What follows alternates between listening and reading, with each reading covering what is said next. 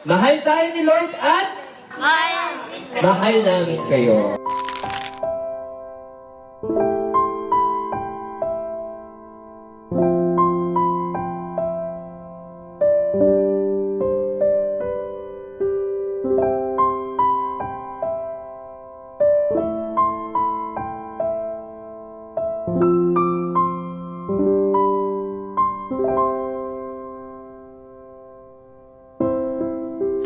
Lagi nating tatandaan. Ano yung lagi namin nire-remind sa inyo?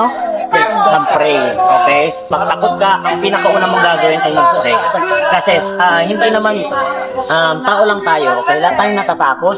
I love you! I love you too! Okay, so nakakatanggap tayo ng maraming gifts kasi marami kaming love na pwedeng ibigay sa inyo. Tama po ba yun? Okay, nararamdaman niyo ba yun? Ako!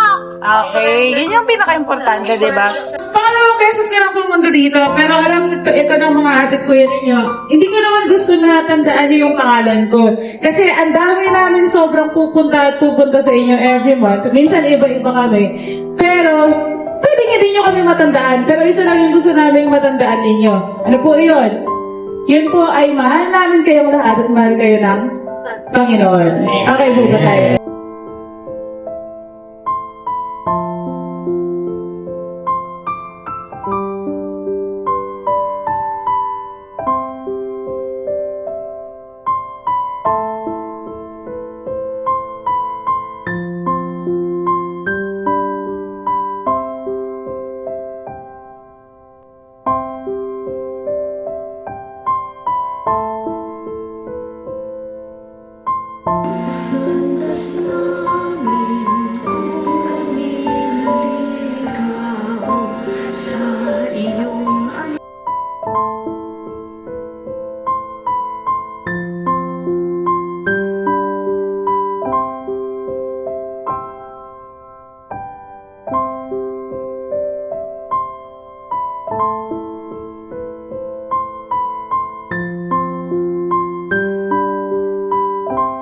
Mahalaga na kailangan nating tandaan lalo na